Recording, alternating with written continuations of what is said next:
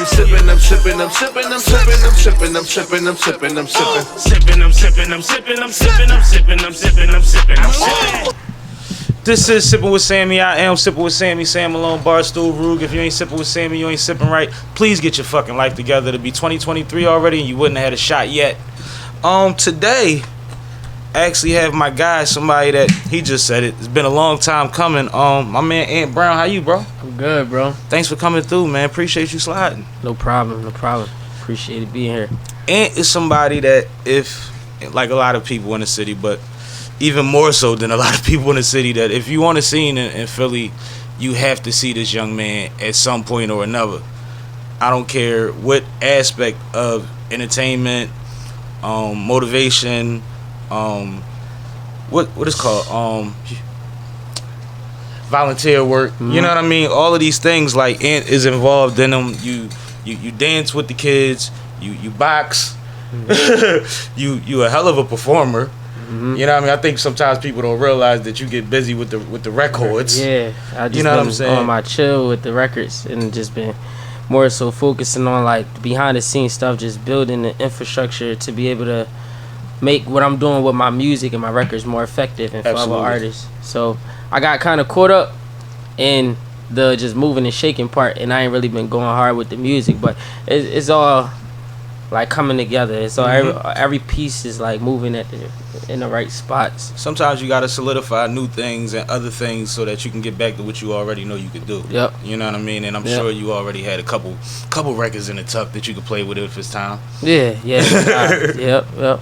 Yeah, but that's dope, man. But give the people a little background on yourself real quick before we get into the conversation, because I said you wear a lot of hats, but I don't even know if I hit everything. All right. Wear a lot of hats, but it's a few that I really master. My name Ant Brown. I'm an entrepreneur and I'm a mentor, youth mentor. I started an organization. It's an entertainment movement called ABRO, and it stands for Always Be Real Original, because I like to teach the youth the best versions of themselves is their original version of themselves. Absolutely. And it's a creative arts initiative. Our mission is to service the inner city youth, and we educate them through the arts and entertainment. And as far as entertainment, we just speak the language of entertainment, just to make it short. Like, rather it's film, dance, rather it's boxing, rather it's just creative content, blending different sports or different industries and just making it look cool content-wise. That's what we do. And we heavy in the youth mentorship, doing stuff in schools, doing school tours. I like to say I could be a performer artist coach. It's like 2 young artists that I worked with. Like helping them with stage presence and everything like that. And I'm just, just get my hands in a couple different things, and they all is aligned. You feel what I'm saying? Yeah. And big partnership with Youngest in Charge with CEO Big Duke. And just working, man. I'm originally from South Philadelphia. I don't know if I said that, but I've been living all around. Lived in West, Southwest. It's funny, I do so much work in different parts of the city that when the news be like, they be pitting and say I'm from North Philly because they see me doing the chain of North Philly events. Right. And say I'm from West Philly because they saw it's like, but originally I'm from South Philadelphia. But yeah, I like just rep Philly overall, because when we leave the city, nobody cares what part we're from. Neighborhood. They don't even understand the difference or like how it's even structured. Yep. They just like, are you from Philly? And then they embrace it. Yep. They love you and they want to know why we crazy. Yeah. You know what I'm saying? It's the same. It's both. A little bit. It's like, yo, I bang with y'all Philly cats, but y'all be tripping. Drawn. And it's like, but that's love, because that starts the conversation. That's an icebreaker. We know where to go from that. Right. But first of all, I want to salute you with the initiative, with the whole ABRO thing. See you doing a lot. I constantly see you surrounded by children. Yep. You know what I mean? Which is a beautiful thing. I always tell coaches and teachers that I appreciate them, but you working in the same capacity, because you're touching this as many kids as they are, you know what I mean, in one shot, and you're leaving an impact, and you're giving them resources and outlets while you're there, that I'm pretty sure they piggybacking and following up on, because it's exciting, because it's cool, because you don't come to them with airs on. You know what I mean? So I just want to salute you for that first. I appreciate and foremost, that. That's dope. It's funny you said something about that too, because me doing this work, I start to see more of the impact that my football coach, my boxing coaches had on me, and other. It's really like either a big brother or a father in a way, too, like father figure. Not saying nobody, but you get what I'm saying. Like just so many young people from our communities is looking for structure or an outlet. And now I'm in a position to be able to provide that. It's like, it's a blessing because I worked hard, man. I ran into all of the BS that go on in the Philly industry and everything. And I still was able to keep a positive mindset about it and be productive through everything. And, you know, now I get to just be able to help young artists, young creatives, even rather the artists or creatives, to like maneuver through the BS, like all of the roadblocks that coming up in the Philly industry can give you. You know what I'm saying? Giving them like a roadmap to get I feel there. like you do bigger than that. Didn't you just help Easy? Yeah. That's bigger than that. What you did for help. Like, yeah. No, even in that life sense. changing. Even you know in what I'm that saying? sense, yep. That's life changing, and that's major. And with Easy, yeah, especially Easy, because he going on his way out of there. Yeah, he on his way out of there. He need his bro. freedom. Yep. He need to be able to move how he supposed to move, and that's why I say it's life changing, because he ain't got to turn down nothing no more. Right. You know what I mean? Yeah, it's up to him. It ain't up to them. And that's what it's about, because he got where he got on his talent, not because of a mistake. You know what I mean? The mistake is part of the journey, but he supposed to be where he supposed to be. You gotta let him fly. Yeah. And I like to do stuff, and this is why I work so hard as far as building relationships, whether it's corporate, whether it's political, whether any area, so I could be as effective for our people the most. Because he told me he was fighting to get off probation for 6 years. I'm like, and I got him off like 60 days. Well, not just me, but you and your resources, right? Like, and that's what it's about, man. We gotta get resources and know how to pass them Johns off. Absolutely. A lot of times, you know, as people, we work so hard for certain things, and when we finally get them, we kind of forget where we came, not where we came from or where we started. You know, like you gotta give back to the culture, back to the people. And I look at it like our resources, it don't come directly out of my pocket, so it don't hurt to make a connection, mention a name in the room. I mean, I just pray that the people I'm speaking up for respect the resource, respect that relationship that I'm putting them into. Outside of that, be great. Yep. You know what I'm saying? Go as high as far as you can go with that, without even worrying about what I'm. You know what I mean? I'm still good, and I still have that relationship on my other side. So that's probably for a different reason than what I introduced you for. Right. You know what I mean? That's awesome, and it's powerful. I just got back from Baltimore last night. I went out there for the weekend, riding back with my homie, and he was talking about what he admired about J and B relationship, which everybody talks about. You know what I mean? And I was saying I fuck with them because they superheroes. Okay. Like they send lawyers everywhere and just make sure, and they don't say nothing. We find out later. You know what I mean? Right. He mentioned the Meek thing, but it was out there already. And he was exactly one of the times where he was talking about everything anyway. But like, it's one of those things where it's like, that's what you're supposed to do with power and money. That's you really know what I mean? That's the fly shit, to be like, damn, I got 21 immigration lawyers, got Meek off his situation, got a lot of shit. Instead of just, you know what I mean, burning your money. Like, I just think as a people, sometimes we glorify the wrong things, and we glorify what we like about people. Sometimes ain't really nothing that's beneficial to our culture. Exactly. But something like that is major benefit. Like, these are two prominent figures. We ain't even know it was possible till they start doing this shit. Exactly. You feel me? And one thing I realized and I learned from it, it's like, all right, it's a big avenue, right? Doing this community work, and it gets you known by a lot of powerful entities. Absolutely. The only thing with that is me, I could have way more I could be in a way different position as far as being in that political realm, but I chose to like really stay away from it in a sense. You mean? Because people gotta realize, like, at the end of the day, I don't think like the power structure is designed for people at the bottom anyway. So almost everything that goes on with us in our community is controlled by people that's powerful. And so for all these years, all of these people in these powerful positions is, and our communities looking the way they is for so many years, it's like, all right, it's something that I can't really fix, but it's good to have a seat at the table. But at the end of the day, it takes us to fix us. And I learned that. I think with your personality, you better serve as a conduit anyway. Right. You know what I mean? As a go-between. Just like you said about what you do with resources and relationships already. You know what I mean? You would still do that. You would you would holler at Isaiah and tell Isaiah, I got you. What's the play? You know what I mean? Yeah. And y'all shout out to Isaiah Thomas. Absolutely. Too. I got to get him on here very soon. I actually spoke to him at the after the Rump tournament about it. So I'll be getting Isaiah. No, he good, man. And he been doing this work for a long time. His name has always been prominent doing the work. And that's what I like about Philly. Because although Philly is like a lot going on, the gun violence all-time high and stuff, and it feel like nobody doing nothing. But one thing I'm learning, this new wave of leadership, as far as in the political realm, that's coming like in Philly, like I got really high hopes. I ain't gonna lie, because people is changing the narrative in their own in their own unique way, and really being there for the people and providing the right resources and being acceptable.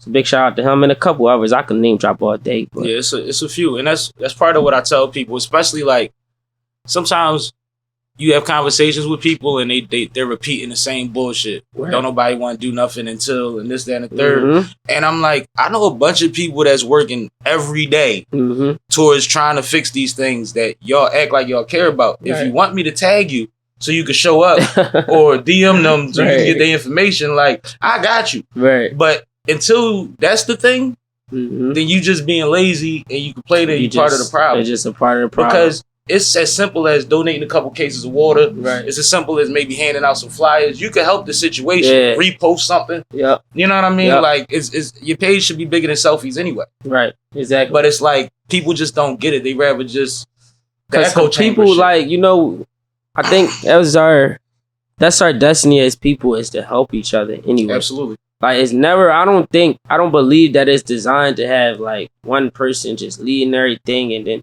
Whatever, because you know, as human beings, like nobody's perfect. So there's no one person we all should just listen to. Nah, because you know what I'm saying? With great power comes great responsibility. You feel me? You know what I mean? And absolute power is corrupt. Absolutely. Yeah. You know what I'm saying? Like it's always going to be those two things. Yeah. Yeah. Yeah. I agree, but the way society has been for so long, and actually, I think we as a people actually started the whole hierarchy thing, but in a different way. Right. But I think that you're right, especially when like just times are changing. Information is different. Like a lot of the times you rose to positions either by birthright or by information that you got through some shit that it took something to get to it. You know what I mean? Everybody didn't have access. It wasn't no library. You got it from the direct source. And it's like, all right, cool. We ain't in them times no more. Right. Now we in the age of information. Like you can do whatever you want nowadays. Like for real. You know, like you can. Oh my God! Like when I found out the infinite power that we got as people, it's like, oh snap, like really, like whatever we think we can create, for real, like who there would have created something we ain't had buttons and all of that art, like you get what I'm saying, and the list goes on. Like we can create whatever we want, and once I realized the power, and that's what made people kind of fascinated with me. It's not necessarily that I'm just consistent, it's a reason that I'm in all of these levels of entertainment, not just because I'm consistent, but I'm really creative and I'm good with creative direction.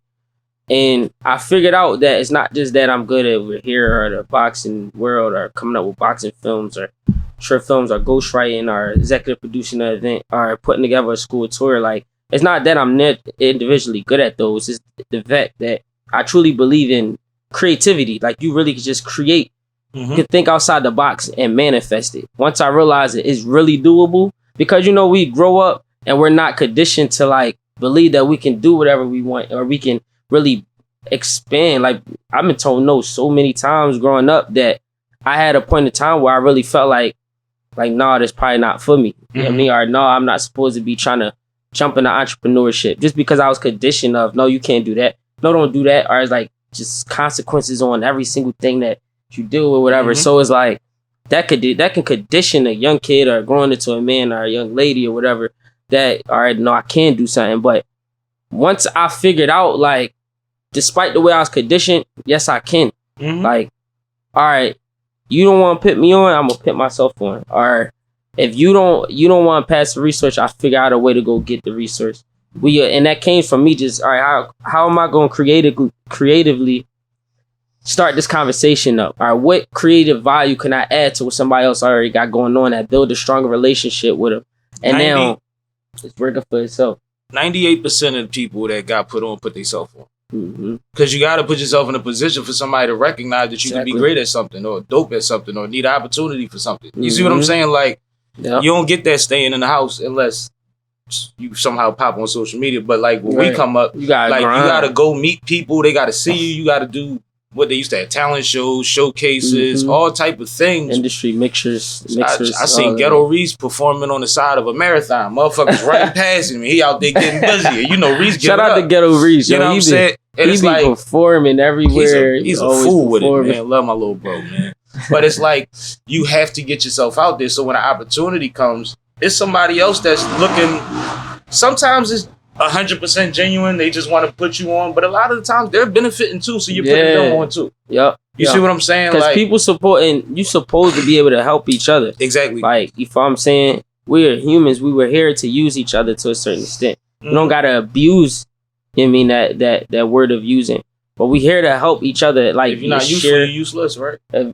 Look at every CEO. Look at every company. Every team. Every Walmart got boards. They got chairs. They got people who they got stakeholders. Ain't none of them an average person that's just walking around. They all the person that's sitting on the chair of such and such. That can, like, so we allowed to circle ourselves with people who is equally beneficial to us, and that's how you practice group economics. I like that's that how example. You start That's a good example. Yeah. Expand what you want to do, and that's how we build. Because our job now is to continue to build for the future, build for the kids that's under us. Like, this world not ours. You know, it's temporary. So with that in mind, what is one or a couple things that ABRO could use more of to get to where y'all are trying to, you know, capital? I already got the direction. It's always capital. I already right? got the direction. I already got the plan. I already got a team. I already got a staff ready to go. I just need capital. So if somebody wanted to offer assistance, how would they reach out to you?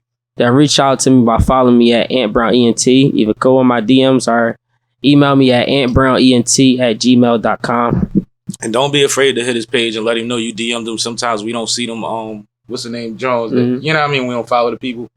But no, I just want to make sure we cover that early. Yeah, for sure. For sure. Make sure. Important. And this is, let me talk about this now. I was gonna get here, but the ABRO Experience. What I'm doing is we have a mission to create a membership based thing. Whereas though, if you want to be a loyal supporter, you could donate $7 a month. We about to have a launch event for it. Dope. And then we gonna just be, that's what I'm gonna be pushing on all of the medias everywhere I'm performing. Try and pull up. Is if you, I got you. I definitely let you know. If y'all want to donate, make sure you follow AntBrownENT. Make sure you follow the ABRO Experience. The ABRO Experience, exactly how it sounds. It's really simple. And you donate monthly. You could choose whether you want to donate $7 a month, $10 a month, or donate whatever you want. And this is how we're gonna do it. I'm about to start doing monthly showcases and also monthly just events strictly for the youth, probably bringing their favorite influencers, just let them have fun. And all of the proceeds go into the production of what we trying to do for the youth and for the community, and how we trying to continue to build on this thing called entertainment. Absolutely. I like it. It makes so much sense, you know what I mean? Because you come from the inside. You were the young kid that had a bunch of talent and creativity, that knew that there was roadblocks, and then still got sideswiped by some shit you didn't see coming. You know what I mean? Like, you've been that. So it makes sense to try to do something that encompasses a wider range of like what's possible. And not only that, you know, I feel like what our young people need is everything need to be curriculum based. You feel me? Like, even in your house could be a curriculum. Like, it don't matter. Like, meaning, I'm trying to turn my raps. I turn my raps into basically curriculums. Like, if I'm talking about socially conscious stuff, you know, that gotta when, where, how, why. Yeah, we can break it down. We can always get into it. Yeah, absolutely. You know what I mean? And college courses on the same things, right? You feel me? So why not yours? Right. This exactly, and this is why I encourage somebody else could do this idea too. I don't want you do this thing, like tap into it and do it, because it also shows what we trying to do with the entertainment on a different level than just like, all right, it's just entertainment. But look, we really got teaching points, and we got something that we're gonna be able to measure. Like, yo, the kids said they like this. Bring them to schools, bring them to middle schools, high schools. After they go through the course, they go through the content. Answer questions, take the little test. Let me know what you think about it. And then we got data to be able to submit to bigger entities to say, look, this thing working. All right, this is how the stuff I'm talking about this inside of this music, the social, emotional learning, trauma, behavioral health, all these things that the young kid, gun violence, everything that they experience, they got a direct connection to this curriculum that you know is bigger than just, all right, we teach you something. It's directly affecting them. They don't have to learn. They're not learning about things that's really outside of themselves or outside of their country, even though that is important to learn. But they also got something that resonates directly with them, and it's coming from somebody that look like them.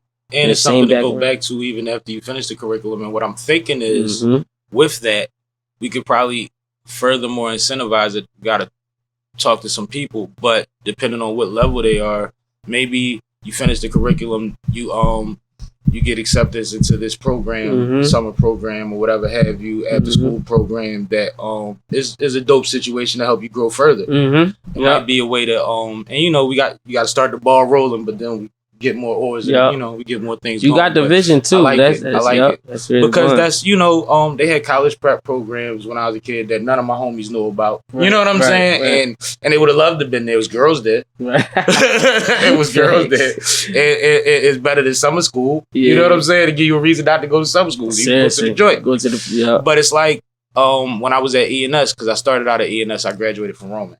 But when I was at ENS in my 10th grade year, we had a program at Temple that was, you know, we was a feeder school for Temple. So we was going up there learning college type of things, and it was cool. It was a thorough group of us that went every week, and we had fun and we learned shit. You know what I mean? You went to school for all this stuff?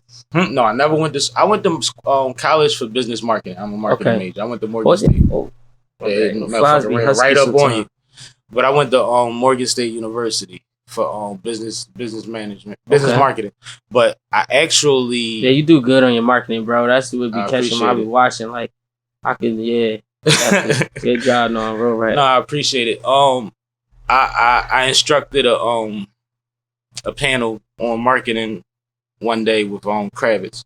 Okay. And at the end of the thing, I said, marketing is so important that y'all don't even know my name is James. Woo! Dang. Okay. And it's a room full of people that know me. Your brand identity is SippinwitSammie so much that, and marketing. Nobody even. We never even think like, yo, what's your might not be his name. You see what I'm saying? It's on every fucking thing. Right. But it was like, it's one of those things where I was intentional. We got to be intentional about what we're trying to do. That's true. You know what I'm saying? So for a long time, even shopping, I'm just buying blank shit to put my name on. You see what I'm saying? It's like your target audience. Tear the clearance rack up. Put my name on that. No, real rap. That's the way you. Cause like what you are is you're a walking billboard for your own brand. I mean, that's how I look at it. And people who support your clothing or support whatever your merchandise is, which we encourage y'all again to make sure y'all sign up to become a monthly donor. You know, y'all could be walking billboards for the brand and just help get the message out just from people seeing it, getting familiar with the ABRO symbol, with the youngest in charge symbol. And my guy, We the Gods, he got this dance group. And on TikTok, he doing good. So it's like, all right, we about to help him with the structure to make it look different than with just the average TikTok on their dance. Yeah, because what's happening is there's a way, but that's not the only way. Yeah. And a lot of people are getting caught up in the way because it's running up, because it's the way everybody's used to. Right. But once you put that twist on it, just you know what I'm saying? Then it's a whole nother play, and they just got to catch up. And shout out to and they will. Shout out to our partners. Stay humble, stay hungry. Big shout out to Zay and Duke, you know, because that's the example. Like clothing brand that was just popping on TikTok. I mean, he was really in the streets like hustling, but they start popping on TikTok and all that. But now it's marches, it's give backs, it's kids lined all down the mall, waiting to walk in the store. Yeah, it's like different.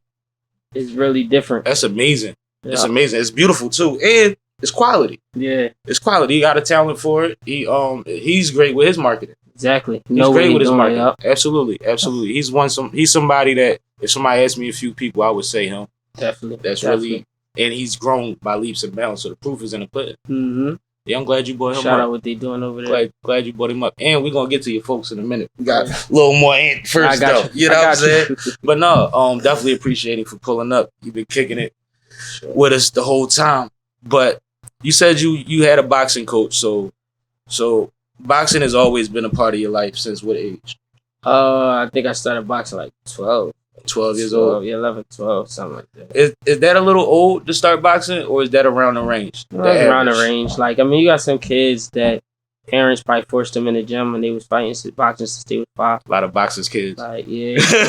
I mean, my little brother, his name Nova. He I was about to call him by his nickname. Well, that is one of his nicknames. I'm gonna call him by the family name. He grew up in the Posey's Dungeon with Jerron Ennis. Mm-hmm. And he was the one like right under Boots. Okay, I mean, all growing right. up. But you mean real life, you end up going to college. Real stuff happened. Mhm. Whereas though he just now getting back into boxing, but he was that one that like, yo, he's the it factor. The reason I brought him up is Still because looking like it. yeah, man, that He boy, right back. yo, That's what's if up. you like he was right under. If you see Boots skilled, like Nah, Boots' dad we all trained see Boots. him. That little stuff they be doing, Yeah. he like the same spin image like of them and he Dope, brothers. dope. We just trying, he getting back disciplined and all that. But the reason I said that is because a person like him, he started at like 10. Mm-hmm. Whereas though I started older. You Yep. know what I'm saying? And them couple years is a difference. Yeah, you Mhm. know what I mean? And not always. Sometimes if you just got it, some people got an it factor. Absolutely. There's people who start Absolutely. late, like 15, 16. And Shit, Deontay Wilder ain't getting the shit till he was grown. yeah. That's you know why what he I'm still saying? ain't got no fucking What's technique. his name? Bernard. Hard Because to- look at Bernard Hopkins though. Bernard Yeah. started at like He was in 36 or something like that. Yeah, he started when in the boxing term. In real life, that's not that old, but in the boxing world, 36, 37 is like usually your way out the Money door. Mayweather, there was Pretty Boy Floyd, and then there was just Floyd. Uh-huh. Like, you know what I mean? Yep. So that's what you going up against Yep. sometimes. So it's like, yeah. So like, yeah, being older. But the reason I say that, but yeah, just to go back to the boxing thing, yeah, I was when I was younger. But I more so was just like the genre. I didn't even have a lot of fights, but I had a whole lot of sparring. That's equivalent to fights. You know what I mean? Like if I'm sparring you every day, or sparring pros, and it's equivalent. We just not an actual event where we going. Drop some names. I sparred Boots before. That boy, he been like that ever since he was a young boy. How old was he when you sparred? This when Boots was like 14, 15, 16, and 17. So they was testing him with you. Yeah, not just yo. Y'all gotta just realize. working out. Now y'all gotta realize with Boots, he is a different time. I'm glad I get to talk about this because I love boxing. Talk about it. Is now because a lot of people be swearing they understand boxing, man. Like, right. Boots is a special talent. Like, there's a lot of talented fighters up there. Right. He's a special talent. I agree. Like, and a lot of people will be saying that against. He's not like the average champs that we had come from the city. And big shout out to.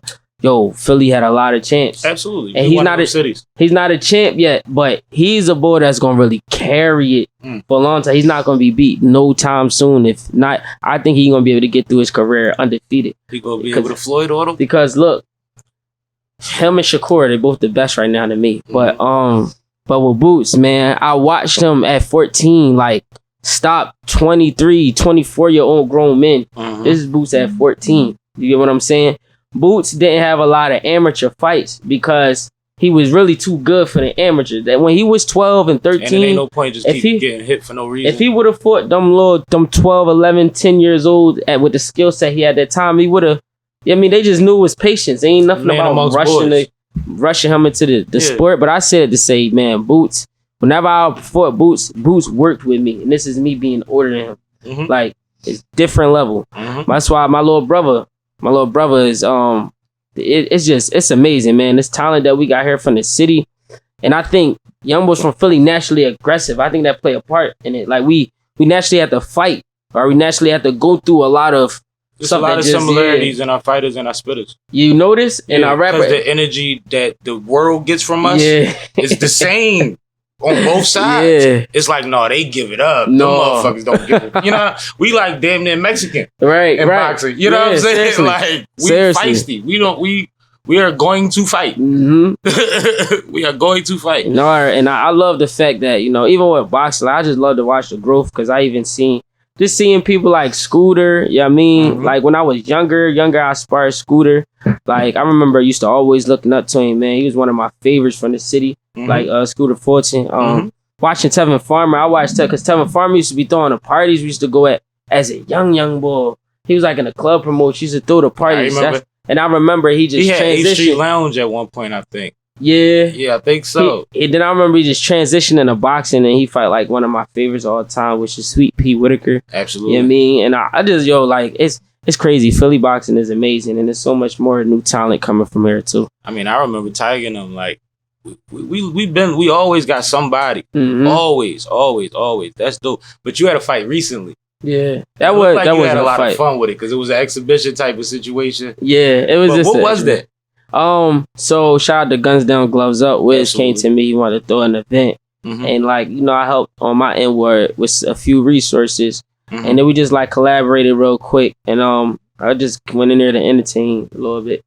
You had fun though. Yeah, it was fun. It made me think like, yo, I think I'm gonna actually train and get ready for a fight, like a real fight. Yeah. Afterwards, I just felt good. You know what I mean? And then I was just in there working, but you know, from what I hear, it's a lot of big things in the city that they're trying to do with boxing that kind of got postponed with the COVID shit. Yeah. But they're trying to turn the boxing scene up in the city. I've talked to a couple people that actually, one of which told me like he wanted me to be a voice for the situation. I could see you, yo. That lane wide open too. I'm gonna say that because media wise, there's not a lot of. That's what he was saying. Philly boxing. Here, I've been saying that like, but that's because we down the street from everything, and it's like we.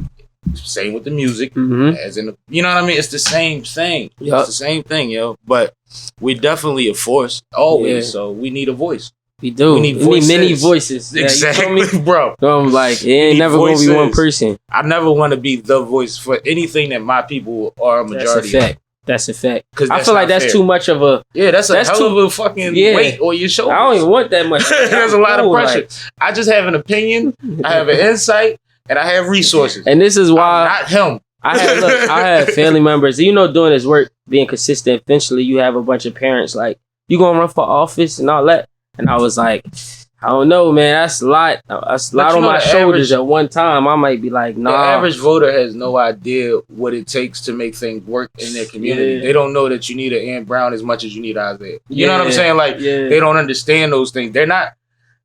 Maybe they are, but they don't have the insight that we have when they're at these rallies. Yeah. When we're at these things. Right, they don't got the insight. They just got they're just reacting to whatever problem they have. They and everything really sounds like it ends in, but if you vote, and it's like, nah, there's people out there that's doing more than just telling you to vote. Bro. Yeah, right. That's facts. That's fact. And I've been to those, speaking of which, because I'm sure you can relate to this, I've been to the historic black church with the 8 politicians that came to speak to the community. They do 10, 15 minutes a piece. They all say they're going to be around to answer questions at the end. And at the end, there's 3 of them left. And it's like... listen, I don't got to say it. Don't treat my grandma like that, nigga. You know what I'm saying? What I noticed, like, that hurts to watch because we're there at our capacity. I can't run that. Right. But at the same time, I'm here. Right. And I'm watching the play and I'm like, how do you expect to get traction if it's not genuine? Right, right.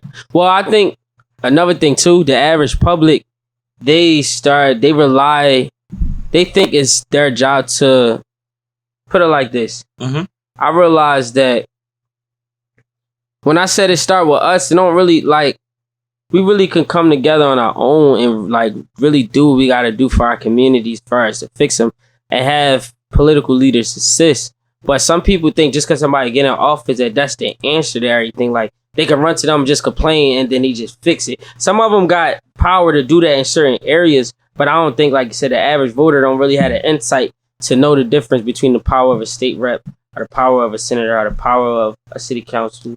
All the way down to a community leader. To the community, to the ward leader, to the, you know what I mean? To the person, to the committee people. Like it's to the rec, to the head of rec. Yep. You know what I'm saying? So a lot of people, committee and all of that. Yeah. A lot of people don't realize, like, you know, the little intricate things about it, but because it's so much. It's overwhelming. Like it's overwhelming because I feel like they make it like that and they make it overwhelming. They be feeling like that should just be stringing me along, like stringing people along in a way. Cause some problems could just get fixed. Like, oh, let's fix it. You know, like some things is immediate. Like we don't have to have potholes. We know that. Yeah. You know what I mean? Like we, our schools don't have to for 40 years in a row be behind on books and materials, like and computers. Like these things don't have to happen. We understand that. You see what I'm saying? But part of that, like, I mean, even private entities. You get a Kevin Hart that donates 200 laptops. Somebody steals them. He does it again. Right. You know what I mean? Right. Like we all have a part to play in the play. Like I said, it starts as low as probably buying a T-shirt or a case of water. That's all. And that's why. What did you say? $7. What's that? $7 a month. That's all I'm saying. How much the URL app costs? I pay for it every month. I think that's like $7 or $8. $8 or something. Yeah. I mean? So you know what I mean? Like we do it. We do it. We do it. That's like I said. It's like a cup of coffee and a muffin from Starbucks. You mean? That's all. I ain't never bought nothing from Starbucks, but I hear you. Oh, you missing out. I just got put on a... I don't drink coffee. Nah, I don't either. Okay. But what happened was... You get chai tea? No, what happened was... see, that's the thing. That's the stigma on Starbucks. You automatically, because they're branding, you automatically think it's some type of coffee. That's beautiful, though. It's good, though. That's beautiful. But that's why I stayed away from. Like, I don't want no coffee. And then somebody put me on like to their teas and their lemonades. I'm like, all right, dragon fruit lemonade without like, and Works I taste it. And I'm like, oh no, I'm going back. Yeah, I'm not mad at you. And that's the thing. Like a lot of times, and we got to get not Starbucks. They gonna have to sponsor me eventually. But we gotta understand too. Like if somebody say they don't do something, it don't mean it's not okay for you to do. Right. You know what I'm saying? Like I've just never personally had a reason to walk in Starbucks. So you never had taste nothing from Starbucks? I think I've tasted something because I was with somebody that got something from Starbucks, type of thing. Like, well, you would like this type of shit. All right, you know what I'm saying? Like, I got you. All right, it's cool. How much was it? Yeah, I can make it myself. Yeah, you know what I mean. So it was always that type of thing. I'd rather go to a brewery and taste every beer on the wall. Yeah. You know what I'm saying? To be in there and spending money on that. I ain't mad at you.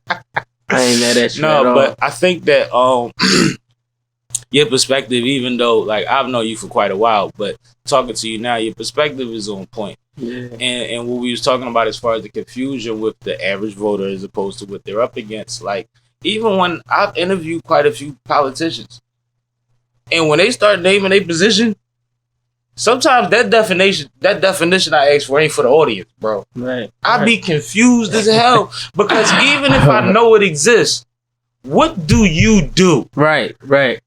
And exactly do you, yeah. And if you're gonna speak to my audience and you're gonna try to make sure you vote, John, tell them what the hell they voting for. Mm-hmm. That's one of the categories that they probably either skip or just. Well, I think somewhere shit with it. You know what I mean? Political science might not. I'm not sure, but I don't think there's no curriculum on political science in the schools. I don't believe. I think it's like once you go to college, you can go for political science. Absolutely. I think the closest thing we had was, we learned about the Boston Tea Party and all of that. This was in middle school. I forgot what subject that was. That's American history. But that's why they never really taught us about. Which was my least favorite subject in school. I liked to learn. I really did like to learn. I ain't gonna lie, history was my thing because you know why I didn't like history. Even though I found out it's his story, but I realized I don't know. I just like it was to learn deeper than that to me, right? Yeah. I went to Ivy League, all black elementary, middle school, all of that, right? Black History Month was every day in them schools, right? A lot of the stories didn't line up. You know what I'm saying? And history tests are a lot of times based on remembering names, dates, and events that I didn't necessarily believe happened that way. You know what I mean? Right. So it's like I'm using up my capacity to memorize because I'm not ingesting it. Right. I'm not owning it, but I'm trying to memorize something that I wholeheartedly don't believe. Right. And it was a problem for me. It's not to say that I failed that class, but I hated doing the work because it was like, on this side, it say, we invented this, we invented that. On this side, it say, they did this shit. Like, why y'all trying to confuse me? And his family been getting paid for 2,000 years off of this shit. Like, you know what I mean? Like, it just be like... It can be a lot to digest. It's hard. Like, bro. Math made sense. Science made sense. Right. This plus this. These things are... absolute. That's straightforward, and that's you can see the truth and the facts in that right then and there. And people hated those classes, but I appreciated them because I knew that what I start with gets me to what I finish with. You see what I'm saying? And I did relatively well in them until high school. But yeah, those was my shits. They say the best movies in life are those who know how to cocky, and that's not even necessarily just the simplicity of numbers, but calculate everything, everyday life. When you wonder what you probably be learning about algebra for and all that. You know what I mean? Like, I feel like the universe is ran off mathematics and science. Absolutely. And the unknown variable is important. And then see how I go like that. And then when you look at the crib you staying in, why I'm learning geometry? Why I'm learning about shapes? Why I'm learning? And then you start to figure out measurements. And I'm gonna keep it 100. If you look in this one right now, everything is shaped somewhere, like a square or triangle. Like, you feel what I'm saying? I think they got a little deeper understanding than what the average person could perceive as well. But it's like, I watched a clip today, and Guru said, "Chess is a game of strategy. It's not a game of life, because it's way more variables than life. When you go to war with somebody, nobody starts war with the exact same resources, and then there's no emotion connected to those pieces. Right. You don't have the guy that jumps to the other side of the board because he likes that chick over there. Right. Everything is strategy. Everything is purposeful. You see what I'm saying? So it's like, it's a good tool strategically, but it's not a representation of life that people have been putting on. Right. Like a direct reflection, because there's too many variables. It's just like saying black people aren't monolithic. Right. You see what I'm saying? Nobody starts war with the same exact cachet. Right. Ever. For sure. Ever. And it doesn't dictate the outcome. You see what I'm saying? Look at Ukraine, Russia. We ain't gonna get too deep. But like, it doesn't dictate the outcome. Right. But yeah, so what you said just made me think of that, because I feel like most people don't grasp that. They want the simplified thing. Like, no, this is it, and I'm gonna just go off of that. But that's why sometimes when you tell somebody something that may be based in truth, that's not what they were raised on, they go crazy. Right.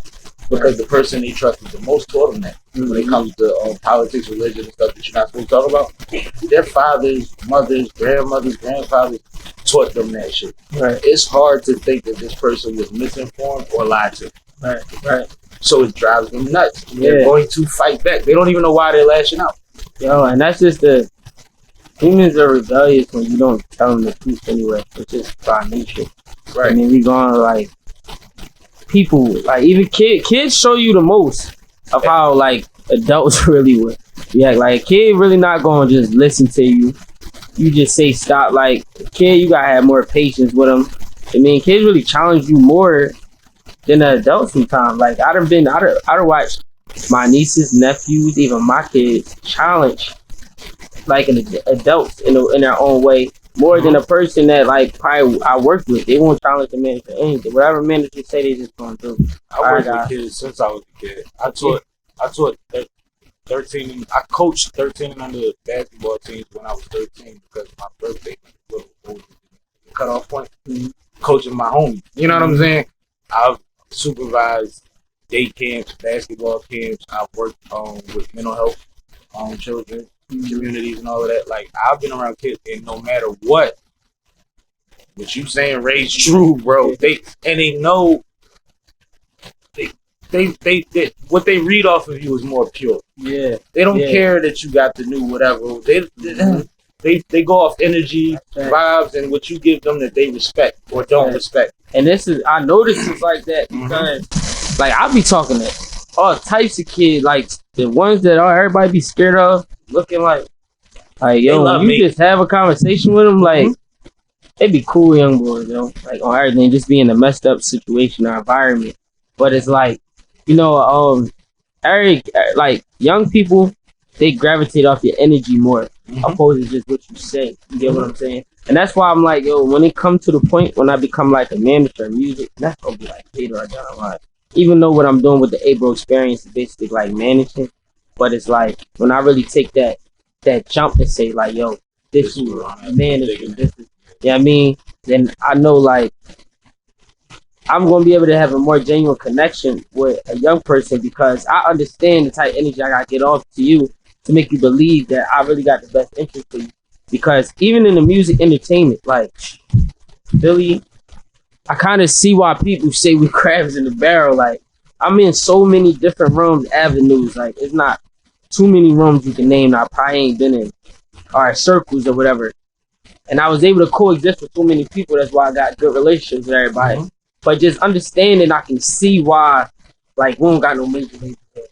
I can see why it took this long. We finally got Rec Philly. Rec Philly low-key saved the Philadelphia industry. But Rec Philly has been around for quite a while. They've elevated in the last 3 to 5 years. Yeah. I believe. Got in there. Right before the gallery or fashion. Right before that, they started really elevating. But they've been here for quite a while doing good work.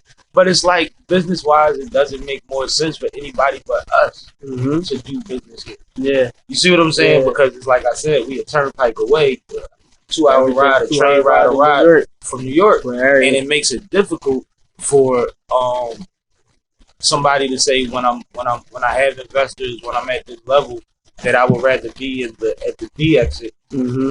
You see what I'm saying? When I could be by the stadium, right, with an action at, and it's like that's what we have to face, and our attitude doesn't really affect it as much as we think it does, but our attitude is crazy. Yeah, you see what I'm saying? Because we have the mentality of I'm the man on my block, so I'm the man in this room. Right. When nobody in this room know you because you don't come off your block. Right. When everybody else in the room that's doing shit knows everybody else in the room because they moving around the room. Okay. You see what I'm saying? Like, we have that heavy. But then you have another city like Atlanta where a youngin can run his neighborhood. He can run his neighborhood. He's still trying to get next to Gucci. Mm-hmm. You know what I'm saying? He's still trying to holler at one of the producers in a real way, humbly. Mm-hmm. Like, he still knows, like, no, to make it from here to here, we have to this. And that means that I can't be this. Yeah. So it's like when you buzzing or whatever, you can't feel like you gotta figure it out. You gotta realize there's always more levels you gotta climb up. How many examples do Philly artists have of people that had runs and then it dropped off? Or we saw them, shout out to Nuts. We seen Nuts have it. Yeah, and then up. I just seen him today going up. He's standing next to Kanye today, you and Kanye, it's like he in meetings with Kanye today, bro. Like, this is what I'm saying. Like, you have to be somebody that is approachable. Yeah. I'll give you an example. Fat Joe tells a story. I don't know if y'all heard it. He said there was this guy that was with Red Bull that had a $2 million check for him. And he was looking for it. He's running around, he's asking. They tell him I'm at Jimmy's. He comes to the diner. He said, I have 50 guys. He said, every time he gets through 10 guys, one guy stops him. What are you doing? Yeah. He said, I don't know if it's 2 or 5 million. I want to say it was 5, but I'm trying not to exaggerate. But anyway, it's in the millions, so it don't matter, right? Right. So he said, I had the check in my pocket. Red Bull said, go get Fat Joe. He said, I was right there. I could see you and I couldn't get to you. That's a life lesson. You know what I'm saying? All that entourage, what are they conducive to? You see what I'm saying? Man said, I was in the diner. They probably physically kicked him out of the diner. He ran into Fat Joe years later, like somewhere random. He said, can I tell you a story? Imagine being at a party and somebody said, I was 20 feet from you with millions in my pocket. I couldn't get to you. I don't care if it's 20 years later, you pissed. Right, I miss out on that. But now you don't see Joe with 50 next. Yeah. See what I'm saying? Yeah. Cause that's the energy that you don't even really. You don't need to travel anywhere. You can't control all that shit. Yeah, you can't control unless you can't control me every day. You feel me? Sometimes I get highly perturbed, and it's up. Yeah. And I don't even want to be that guy. You know what I'm saying? So it's like, yeah, man. It's like, yo, with that, like, you don't need a whole bunch of people around you. Unless you like an organization. Like, I mean, but then there's tiers and there's levels and there's responsibilities. There's not 40 people just standing in front of me. Yeah, y'all ain't working. I think that there's just more bottles to order. Yeah, real red. I think it's like probably a protection factor. So I don't know. Yeah, man, I mean, to a certain extent, at that time, that's why he was doing it. Then it was a loyalty thing too. We know how Joe is. Yeah. But it's crazy because it fucks business up more than not. Yeah. I've heard many stories. That's one example. That's a recent one that, you know what I'm saying, that I remember. But, like, I've heard many stories of the way you moving is the reason you're not getting the looks that you want. Yeah, it is. And I learned that from, you know what I mean, the progress I have made or been making. It's like, really the way I move. I don't move. People be shocked when you show up by yourself, don't they? Yeah. When you come by yourself, motherfuckers be like, you by yourself? Yeah. Especially lately. Some people be like, man, you just gotta be more cautious.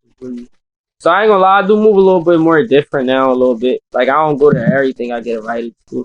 Absolutely. And it's not like nothing personal. But you don't have to. You've done the legwork as far as now you can be more intentional and precise of what you go to. Yeah. And it's no disrespect to nobody's situation. Mm-hmm. Times is crazy. For real. You are spread out in 8 different directions. You know what I'm saying? Business wise and recreationally. some things ain't gonna make it into the fold, and Right. everybody can't go. Right. That's a fact. But I want you to pull your chair up real quick, slide up. You can slide over a little bit.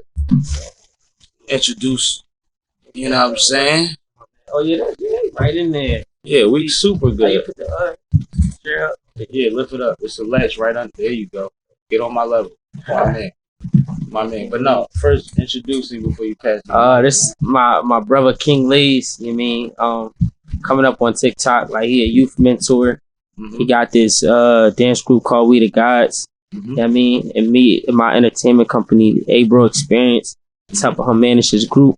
Absolutely. And he just got a lot of potential. He like humble in the right areas.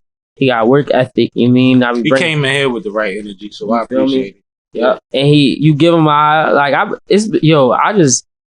threw him a couple ideas. Yo, you should do this. He just be on stuff and like, and the results be happening. So Something like you, huh? when it's little, that's really how I was.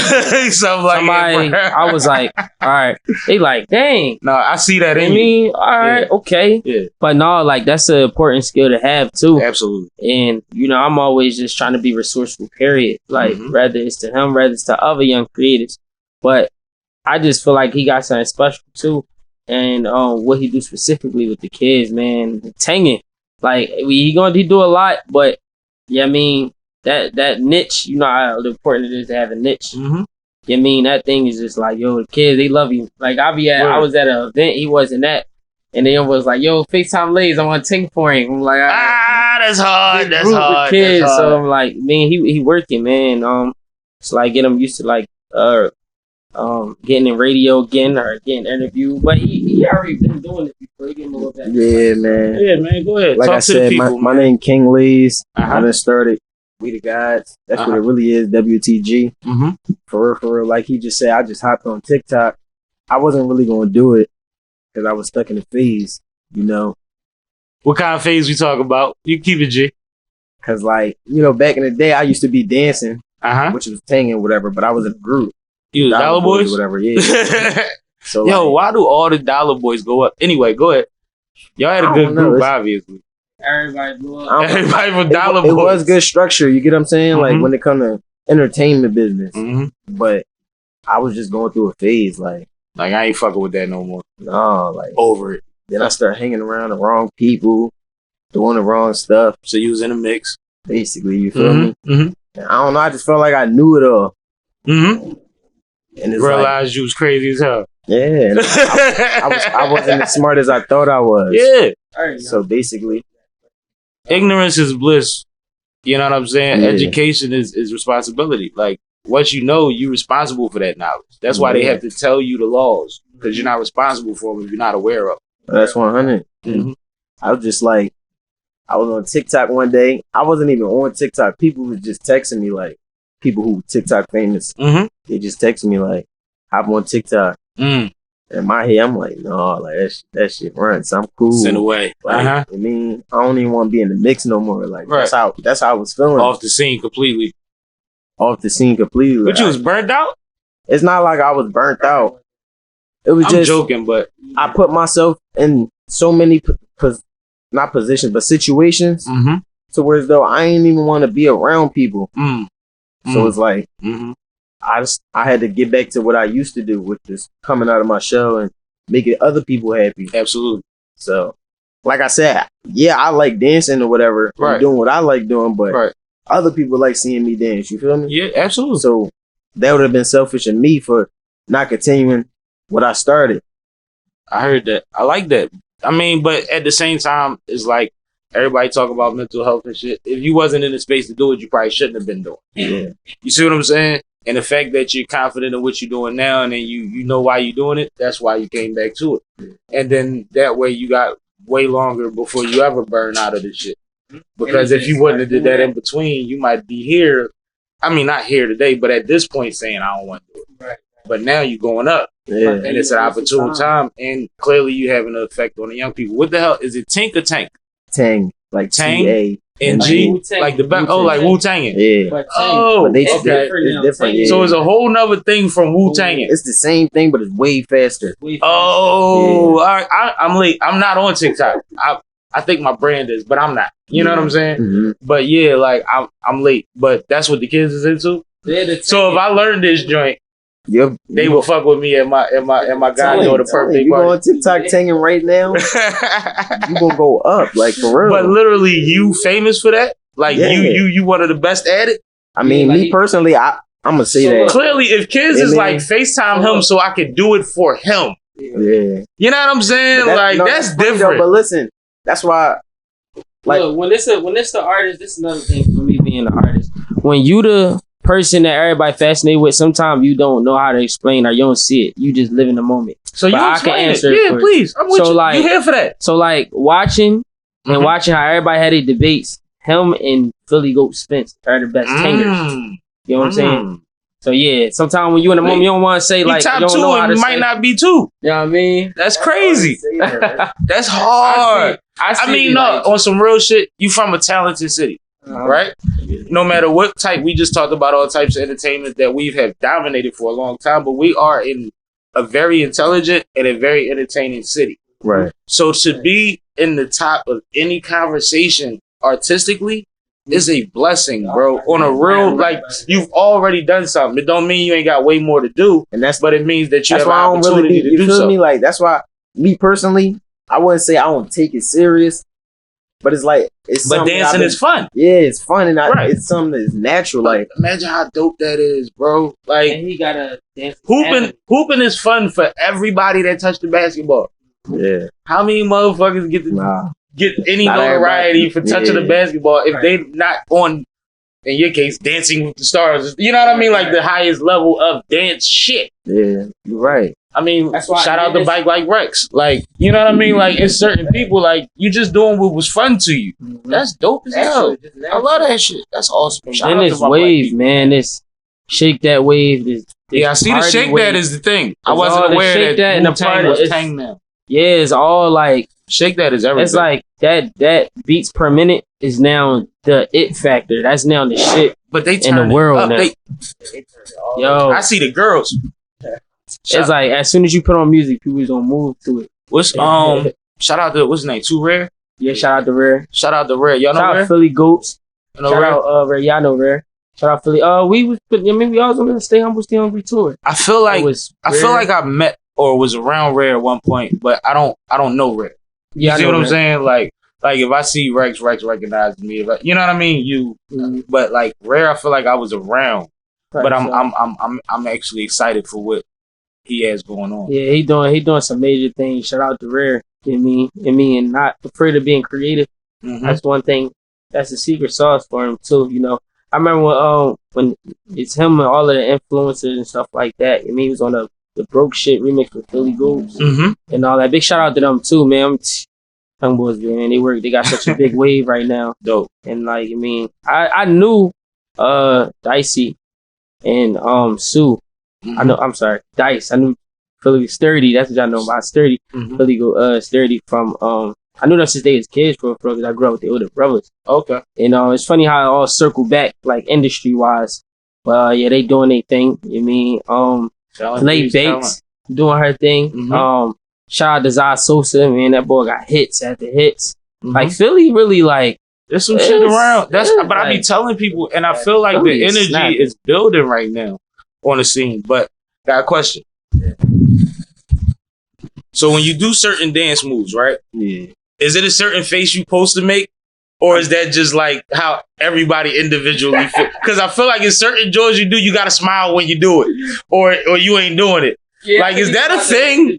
Facial expressions, like, I mean, I'm gonna keep it a bean. That's what I see. Like, when it come to Tangin, I don't know. Me personally, Mm-hmm. I be having a straight face. Like, No, and that's what I was about to say. I say the way he looked at me when he was about to start saying it, he looked like he was about to say, "I'll be doing that shit." 'cause it's like I don't know. People different, you know. People, the facial expressions make the moves look better. Right? It's like battle rap. It Like is. it's I still the feel same bar, but how you sell I it. see the females make the faces. I see the females the ones that make the face expression with the dancing. What now I think about it, like I don't see too much face expression from the men. I mean, yeah, like little goofy stuff, like, but it's the girls that be like making the mad stink face and all that, Yeah, you Yeah, wildin'. Is it? I know back in my day there used to be like VHS tapes. Sorry for anybody that don't know what that is. And it used to be these guys in like New York, and they used to be slamming this shit when they kick their leg up and they fall on their back hard as shit. Kids is doing that now 30 years later, like, and I'm like, history repeats Yeah, itself. it definitely. like in the dance community too, like in a real way. Cause even naming the Wu-Tang, you know, we ain't like that shit. Yeah. We like, what the hell did I that don't dance know. got to do with different. Method Man? It's way different. I don't know who that came from. I Who don't named that Wu-Tang? maybe the arm, because you know Wu-Tang, I think that's like the Chinese fighting joint, right? Right. Right, that's where That's where they got it from, right? So I think like the hand, I don't know, maybe it's kind of like a fighting type of but thing. I don't know. Now, I just thought about it. I don't know. What fucked me up was we was at the park one night. I used to hoop a lot, so we had the courts and shit, and we chilling. And 50 kids show up, right? And like 5 of them is rumbling, 30 of them is cheerleading, and it's like 10 young boys doing the Wu-Tang. While the fight is going on, bro. Little fat young boy with these little tight shorts on. Like, we like, yo, who the fuck goes to a fight to Wu-Tang? Like, I'm like, yo, this generation different. Different. That's real life, though. You seen shit like this before? Listen, it's addictive. Like it's real. It's funny, but it's just I don't know how I'm to not explain hating it. Like, because at the end of the day, as much shit look dark, as long as motherfuckers is having fun, I'm with it. Right. You see what I'm saying? I've never been against dancing, ever. I just don't know the new dances. But it's funny because I remember a time where when I found out what the original Wu-Tangin was, yeah, niggas was doing it next to a fight. Like a fool, like it was like, remember flash mobs? Yeah. When like a bunch of kids just show up? Yeah. There was one of them joints, like we sit at the park at night and kids just come out of, Yeah. and then there's young boys on the side. just tagging. And I'm like, so if somebody pull out a gun, you gonna see it? Yeah, no. Like, I was so confused. They probably still see it and still start tagging. Still like, be dancing. situation. No, Yo, I'm see, having fun with this conversation. that's I've been why- wanting to ask this shit for a while. So that's why with the ABRO Experience too, when we doing big shout out to No More Foundation. I mean, I just talked to him actually yesterday, and they're gonna let us use one of their spots twice out the month, 4 times out the month to just practice the kids. So we try and use this dance stuff and give them an escape space. It's not just all right, this is what you like to do. All right, hun, do this somewhere else where you ain't in violence, and we can use it as a mentor tool. I feel like whatever the kids like, you can use it as a tool to educate them on self mastery or redeveloping their mindset. There's and the way they disciplines carry and themselves. everything. We say you went to a program and a lot of your homies ain't know about it. Like people dance, but a lot of people not interested in it. So it's nowhere to go. It's like skateboarding back in the day. So all the people who we like just gotta tanging, fuck shit up because we ain't got nowhere to go do it at. Right. Yeah. So we try to create them hubs. We trying to create them hubs, and it's a few others already doing it. But you mean we coming in to add our own creativity to it and create an escape space for the young people. That's really what it boils down to. So when you see me do all the TikTok and I be in the videos with the Philly goats and all that, I'm doing all to stir their attention because I'm about to introduce what I'm doing with the ABRO Experience to all these kids that be stopping by my crib because they know I live there. Like, yo, knock on the door, yo, Aunt Brown, yo, I told you live here. I'm like, Yo. 100 though, like I said. I'm gonna be honest, like I said, I'm gonna give props to my bro for everything he's doing for me. You feel me? Because it's all love. You feel me? Like, and I appreciate him for believing in me. So and he, man, I ain't going. when somebody and he his own boss, like he got the mindset that he ready to be a leader. That's so important. You don't see that too many young black men. Like you see a lot of young men with all type of thing. It could be anything, man. It could some not just be motivated. Back to the earlier it could be conversation of what you think is possible. Mm-hmm. If you don't think there's anything that you could do different, then what are we leading towards? Exactly. You see what I'm makes you be saying? like, Once yo. you have an understanding that you have a purpose, then you could figure out some shit to Right. lead towards. Yeah. Yeah. That's what I'm saying, man. That leadership, and that's another thing too. Hopefully, anybody from the city council watching, like, While I'm smoking and drinking. Yeah, go ahead.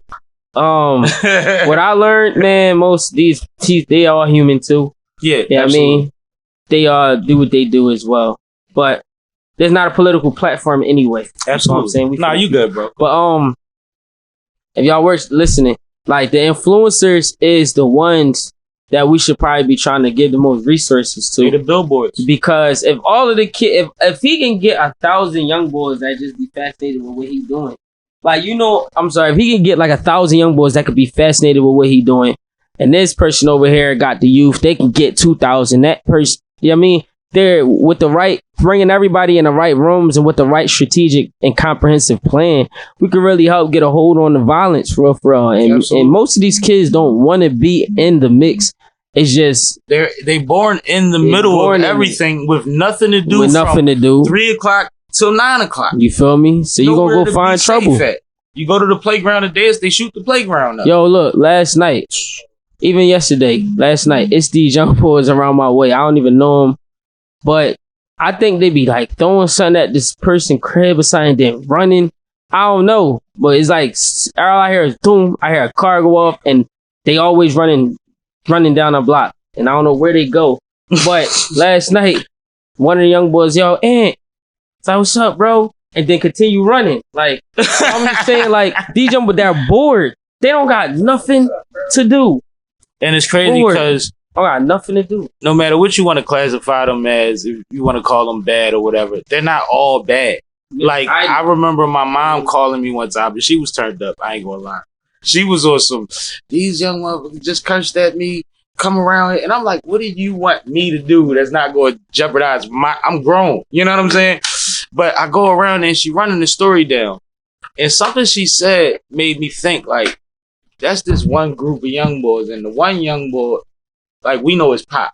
His pop didn't have him and his little brother hooping with him since they was babies. You know what I mean? And he's a respectable youngin'. Right. So I said, was it a light-skinned one, kind of chubby, but like, you know, that gave the description. And she was like, yes, he's the one that told him to stop. Mm-hmm. And I'm like, cool. I know how to holler at him. You know what I mean? But me running around and trying to beat up 15 and 16, they shoot. But that's the thing, like, though, what I'm supposed to do? Like, that's the thing. They don't be having no purpose of being like doing nothing. Like, they just kids. So they find stuff like that interesting. I mean, we all did before. Not all the stuff they do. And you think you grown and you think that this is being grown because you don't know respectable grown people. And that's why we do. Or you don't pay attention to the right things to take them out of that reality. You get what I'm saying? Right. No. And that's the thing. That doing this type of work is like, I feel like I'm saving a life all the time when I'm doing. Absolutely.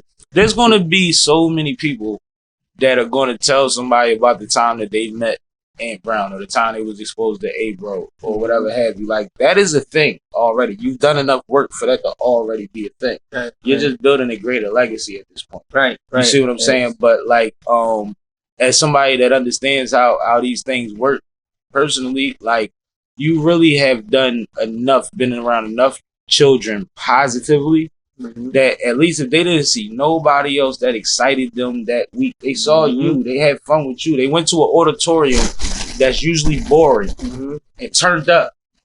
You know what I mean? Like it's possible. Yeah. Like, my DMs would be crazy because I don't be responding, but I be just seeing like the impact after we leave a school sometime, and it's like, I know they be sometimes I be like, yo, no, I appreciate you. They just like, they testimonies be like, yo, like, man, I be feeling depressed. And I'm from 5th graders, like, you know about depression, but it's real. Like, I mean, they know what they know, and they know how they feel about it, and that's real to them.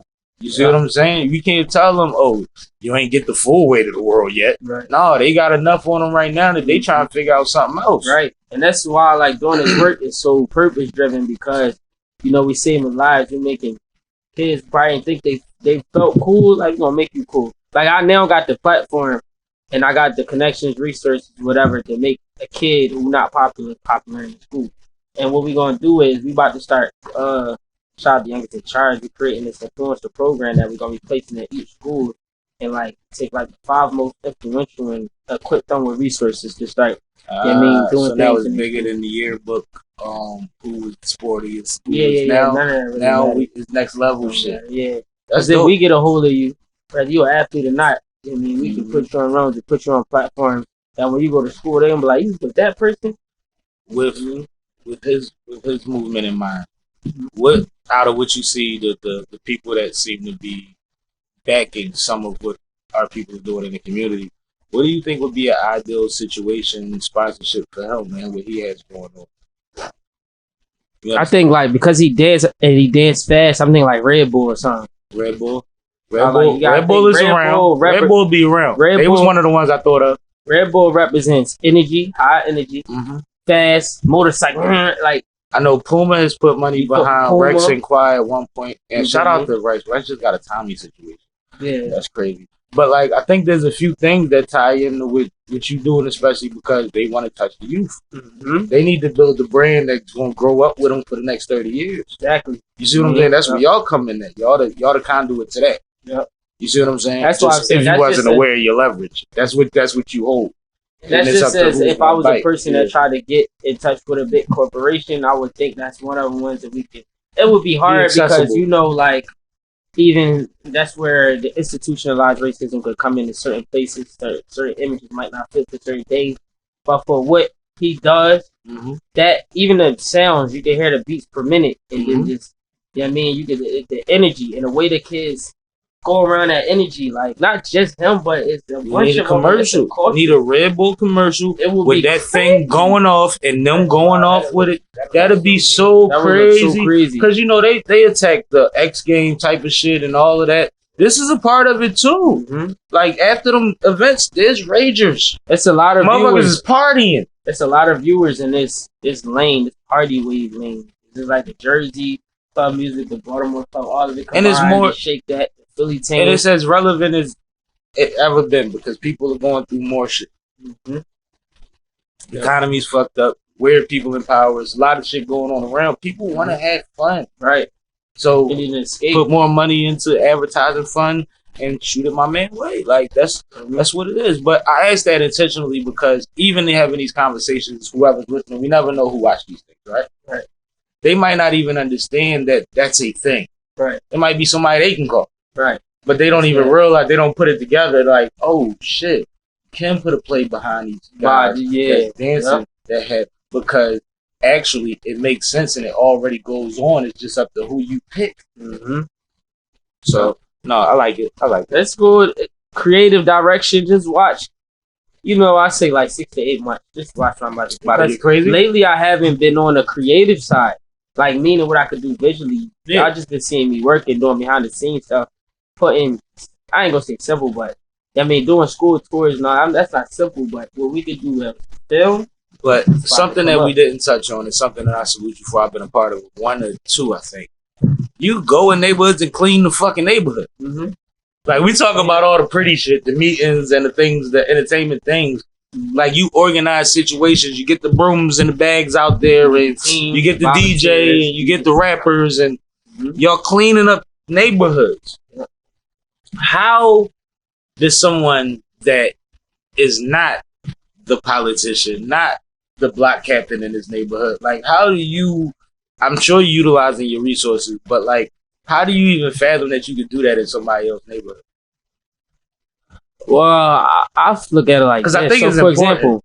Example, I did one down west. I can't remember exactly where it was, but it wasn't it wasn't where I be at. None of that. You know, like I realized even the dudes from the streets, like the old heads from the streets that run a block, they even be wanting positive shit going on. Like, a lot of them don't even want the shit that they got going on. No, really going on because you got constantly look over your shoulder. So when you do something positive, all right, cool. Like I went out there, old head who ran the neighborhood. I know you good. You telling everybody, oh, he good. I mean, because I had all types of people. But this is Philly. You have to do these things. Yeah. So, and then, you know, we done that. We cleaned up the neighborhood. Like, we give out some work. Yo, man. Hey, man, you do this again, man? I'm like, yo, it's a little hot around here. But I definitely check. But even stuff like that, I think people feel my energy. They feel the spirit. Absolutely. Absolutely. What I'm trying to do. And me, when I'm determined, I realize the power of focusing on something. Like, and not so you don't hear no, you don't care about. Yeah, I know. Yeah, no, all that just don't. You goal oriented strictly, strictly A to B, and if anything make us be right back to B. Right. No, exactly. And doing the cleanups is like I always wanted to give back. I like to be productive in something that making other people smile, feel good about themselves. It wasn't really just it makes them feel good about their block, bro. They see they block different. Now you want to maintain that, maybe. Big shout out to King Trauma Center. shout out to King Thomas. Absolutely. It was like the partners were wanted to clean up. Had a lot of their staff come out to cleaning up. Oh, they provided staff. Yeah. Oh, I like that. They had some I like staff, that. and I had some. Yeah, but that's dope because they didn't just send a check or some trash cans. They motherfuckers like people. That, well, it's not even that they sent them. Like, people was eager to do it when I was. Oh my gosh, yes. You know? I like that. And that showed how. I just realized, man, like please. how much power we really have as people, you organizer. I don't got any unique power that nobody else can do that on themselves. I mean, you just gotta believe in yourself, and then you gotta be determined. You have to just put the work in. But you have access and you have lanes to promote through. A lot of people don't have that, and that's why I don't want to. Like, even with this platform, Flyboy, whatever was going on, I never wanted to be in a position where it's like everybody got to be a superstar. No, there's a lot of people that y'all need to know about. Right. And I'm gonna balance that out with the people that y'all intrigued by already. I'm gonna make you love somebody that you never heard of. Right. Just because of what they do, or the energy that they gave, or the conversation that they represented, or whatever. You know what Work I mean? is more important than the name. It's always that. When people ask me my favorite interviews and things like that, like, it's hard for me because you have so many for so many different reasons, and it's never about the name. It's never about the name. You know what I mean? You said something earlier that made me think about Frankie Storm. And Frankie Storm is somebody that a lot of people don't know about. I don't know about him. Frankie Storm wrote "Please Don't Stop the Music" for Rihanna. Oh, okay. She's local. And she's wrote for J-Lo, all them up. Like, she only writes for the top motherfuckers. Wouldn't even know. I had her on a platform before, whole thing. But when you was talking about the curriculum, she said, I could teach a kid his timetables in the market at the grocery store through a song. One plus one. Like she whatever her method is, she said, I don't need a lot of time with your child. You tell me, I look at their age, I ask you what it is, and you tell me, I can teach them something melodically that'll help them learn, and they'll be good. And she said she does it all the time. Yeah, plug me with her. No, I'll tap you on Frankie. She's a beautiful person, sweetheart. But, like, and you don't even know who's around. That's part of what I say about this time. Like, there was a time when you got on the subway, you knew the business people because they had briefcases and suits and all of that. Now it might be a millionaire next to you with a skateboard and a book bag on. You would never know it. That's dope as hell. That's hip hop, actually. You see what I'm saying? Like, that's what we brought to, like, the never judge a book by its cover. You don't know if the nigga in the sweatsuit is walking in and can really buy the Lambo. Right. You see what I'm saying? Like, you can't judge a book by its cover. You I've can't been do it no with more. people with suits. Like, it's funny. I went to, it was a couple, like, I don't even know how to explain it, but they basically, like, gatherings. And it'd be a bunch of people who, like, got power and they, like, talk about the research they do. But I walk in, I'm always, like, dressed in, like, sweatpants or something. Yeah, you be low. I come in there, though, but I get pulled in by, like, one of the most powerful people from the event. And then he introduced me to people. And then other people that's sitting down in suits or dresses and stuff is looking like, who is this person? That's a life lesson that I've been trying to teach people since I was partying. I'm going to be honest. All right, one thing. Bad chicks, video vixens, influencers, models, right? I always had the mentality that if I'm in a VIP and she in a VIP, I can get her. Because I wouldn't be there if I'm not supposed to be there. You see what I'm saying? That's one thing. The other thing is, like, when it comes to, damn, forget my other point. But, all right. If, I lost it. It'll come back. But no, it's just one of those things where it's like, you have to realize that, all right, that's the other thing. When I was going out, you could show up in pajamas to an event. If them niggas salute you when you in the room, then you the man. It's not about jewelry. It's not about flash. It's not about how many bottles come to your section. Women respond to status. If the men that they respect you, no matter why they respect these men, they might respect all 10 niggas for 10 different reasons that spoke to you. But if they realize, like, no, he that dude, but when he walked through, they all took their time out to acknowledge him, they're curious. Same thing you just said about business. If you in a room and you lesser than physically dressed, whatever they assume you're supposed to be, but you tap in with that person, they all respect that person.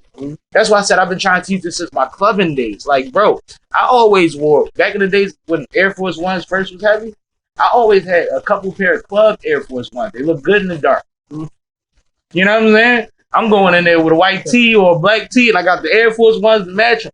But I'm in VIP all night where the bottles is popping at. I'm standing on couches all night going crazy. You know what I'm saying? I'm having a great time. I'm living like a billionaire for $20. Because I ain't spent no money tonight. Yo, and that's the thing, too. Like, you see what I'm saying? They recognize status. Because when I walked in, them dudes said, come here, bro. Yo, it's Sammie. And I'm younger than, considerably younger. And it's like, well, who is the young boy? Mm-hmm.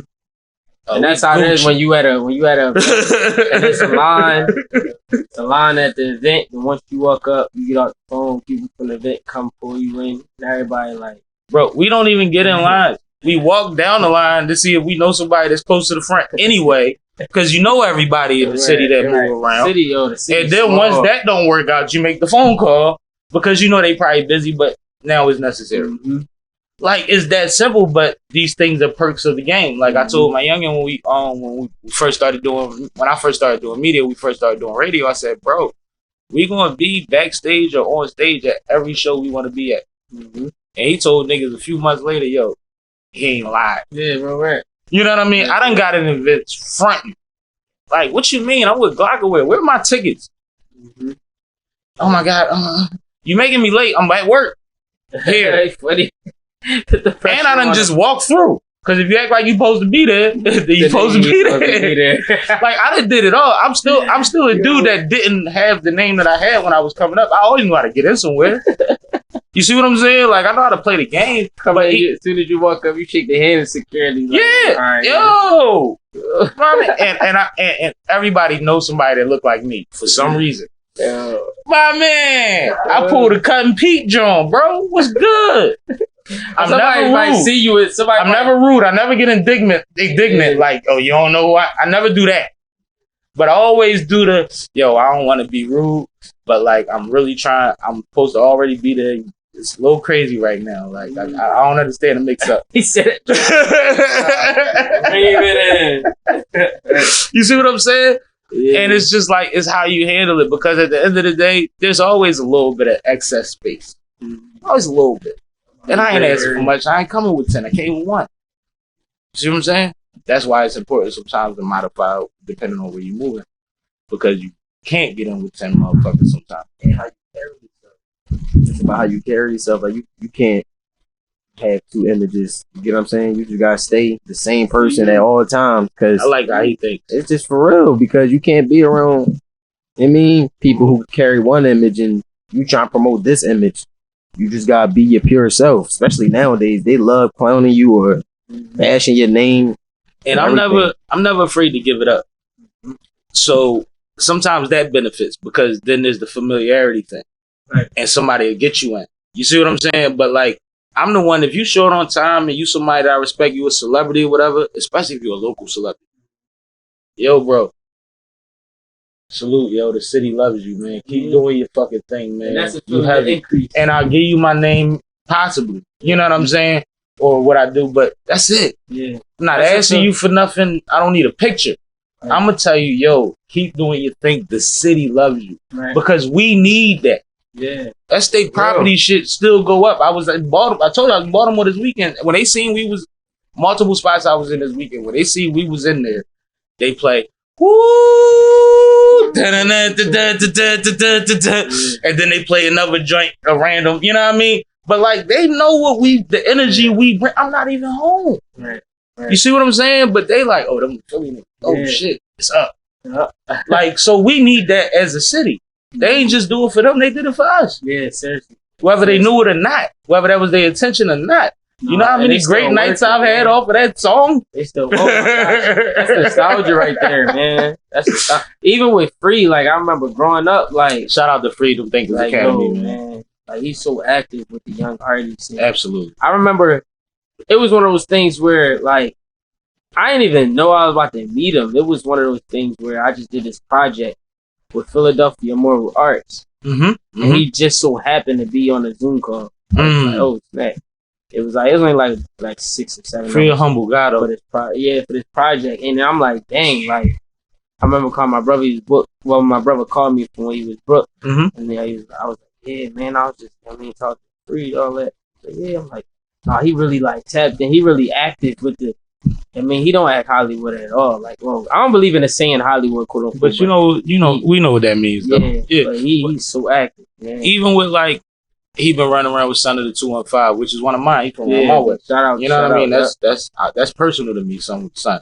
But like, one time Kravis had something to be more. He invited Son. Son told Free to come out there. I watched because there was a lot of Philly dudes at a Baltimore event because it was Kravis' event. But I watched dudes while Free was performing their favorite songs 5 feet away from him, 2 feet away from him. Like, bro, he made them niggas nights, man. Like, we from the city, bro. We love you. And it's like you close enough to touch him, asking for a picture or whatever have you. And he's right there with you. He ain't tripping. He got stones in the beard. He got stones. He not tripping. He in there with us. And I'm just looking like, yo, what they just did for this environment tonight. Yeah. And this wasn't a big room. So then imagine the thousands that they be in front of. Yo, like, that shit, that's a blessing, yo. Because even when he had reposted me, I was like the only artist from that group or that project we did that he just straight up posted on his page. I wasn't expecting it. He just, I mean, and that really made me go up. That made probably mean you understood the assignment. Yeah, I guess so. I mean, but you know, because with the rapping stuff, when it comes to lyrics, man, that's really my lane for real. A lot of people don't even peep how crazy I am with the lyrics. No, you get crazy with the music, and I mentioned that early on because I knew that you weren't going to talk a lot about music through the joint. But it's coming back. Shout out to Kill. I got a producer that made he was making a Stop the Violence theme mixtape, and he was providing all the beats. And he was sending out beats to all these, and he said, "Bro, you one of the 2 artists that understood the assignment." I made a song called Settle Down that I think that was the one that he picked, so I made a video for that. And I made another record I can't remember the name of. But like, I think like, you know what I mean? Some people can't take themselves out of their persona sometimes. Nah, facts. So they think even when they trying to do that, they got to do both. Yeah. And it's like, sometimes it's important enough just to like, music, sometimes in music you have to be a character. I didn't have to be a character to do Settle Down. Settle Down was natural to me. But as an artist, sometimes you have to put yourself in a certain mindset and just go there. It's like acting. Yeah. It's like acting. It's to fulfill what the beat provided or what the moment requires. Right.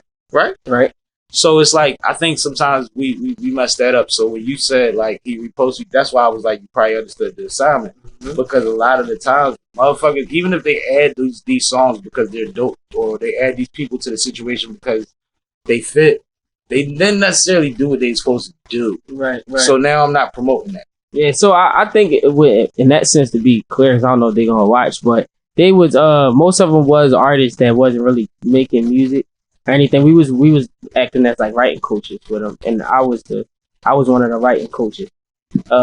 Oh, you was a ringer. I gave a whole speech for nothing. Yeah, it's like, no. I was a writing coach for the farm, and then the project was dope overall. But I plan on. It's funny you said something about like an anti-violence project. Like I got a project and an idea written down that I'm gonna present after like a few more steps, like after a few more chess moves that's like moving. You know, I got you. But I'm trying to get the city to really like fund that project. Right, and as you should. I can add the creative direction, but they give me the right funds for it. I want to create like a compilation that it don't necessarily gotta be just anti-violence, but it's going to teach anti-violence. Gonna be a certain energy. Yeah, it's not going to be, and it's going to be pretty dope. Like for what I got, the way I got it, like the vision. So hopefully, that can come next summer.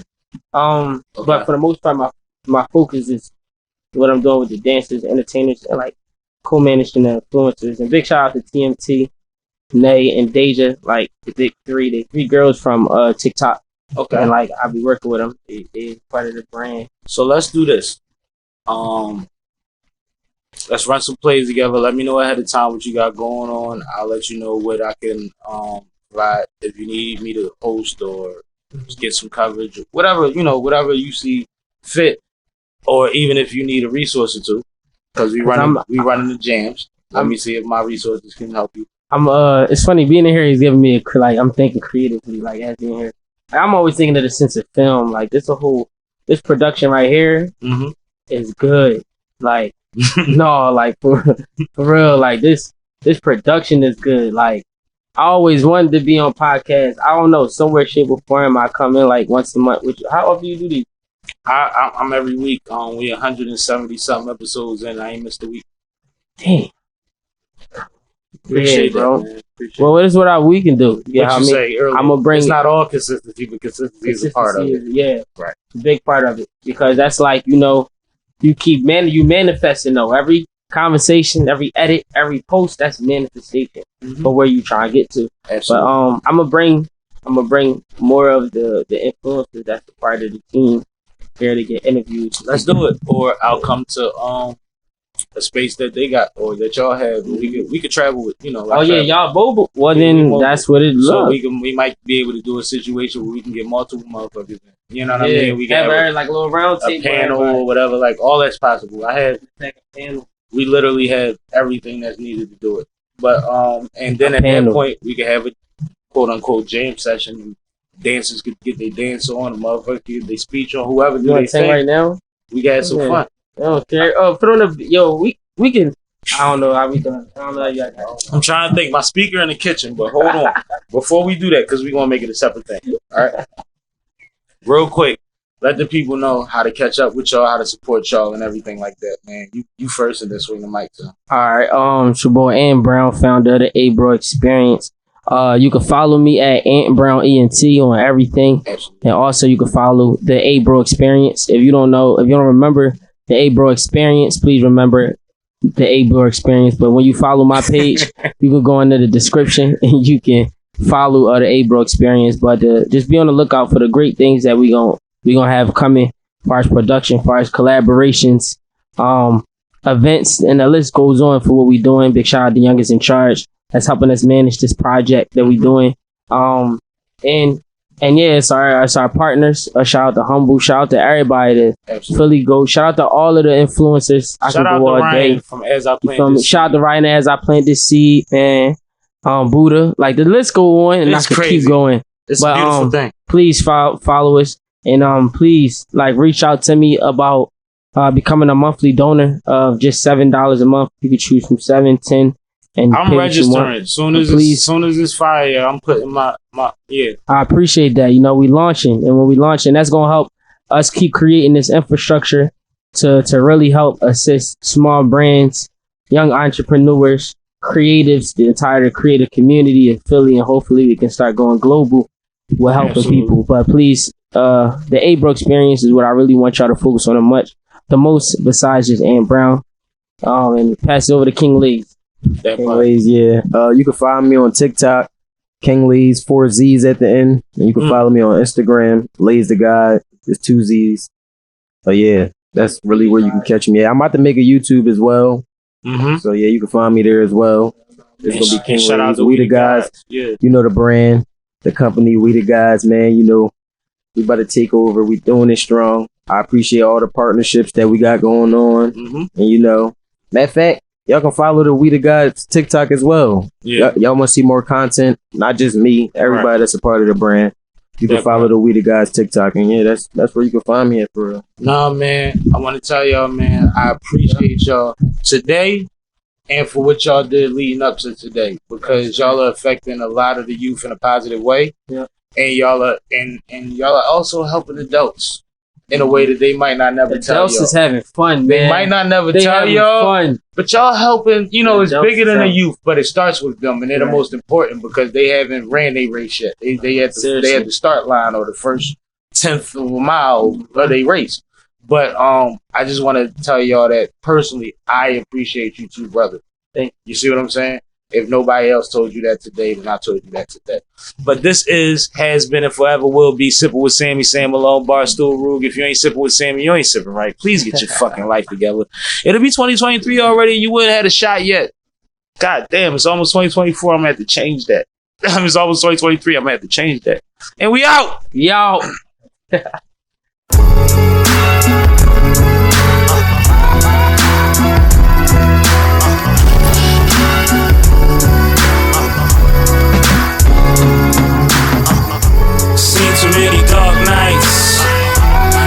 time I leave the car park nights and settle down, settle down, settle down, settle down. They tryna tear the ghetto down. That's why I tell my homies put the metal down and settle down, settle down, settle down, settle down. Up in the morning, every day yawning. Spark of a wood, every day ain't boring. Look at the news, 5 minutes at the snooze. Look at the news, 6 hours at the booze. Watch on my wrist so you know what time it is. Rap better show so they know what line it is. Nobody equal and they brainwashing people. Hit Mike Brown with 6 shots like a free throw. Life ain't fair and I'm still wearing ass. Juicing for my dinner so I'm cutting up pears. I really don't care, square up with a bear. I really don't care, take the mic from a man. Life like a movie, glad they free Lil Boozy. Waiting for my chance, trying to test out the Uzi. My squad getting busy, but you know that already. Stand up for yourself, the pigs ain't loyal. Seen too many dark nights. That's why sometimes I leave the car park nights and settle down, settle down, settle down, settle down. They tryna tear the ghetto down. That's why I tell my homies put the metal down. Settle down, settle down, settle down, settle down. Laying on the pillow, eyes wide open. Tired as hell, but can't shake my emotions. Meds don't work, need something more potent. Cause stress keeps interrupting my smoking. They say we hopeless, I know better. Say we deserve less than pets and I know better. I show better, nah bruh, I ain't perfect. Never did nobody harm who ain't deserve it. The time put in these verses seem my only outlet. And I ain't found my way out yet. So I toss, turn on the news. Country on their way to war for other dudes. Same in the streets, in other news. Homie killed the homie from his crew. Streets say he had it coming. Gotta figure out something. I'm getting too numb and I ain't running. Seen too many dark nights. That's why sometimes I leave the car park nights and settle down, settle down, settle down, settle down. They tryna tear the ghetto down. That's why I tell my homies put the metal down. Settle down, settle down, settle down.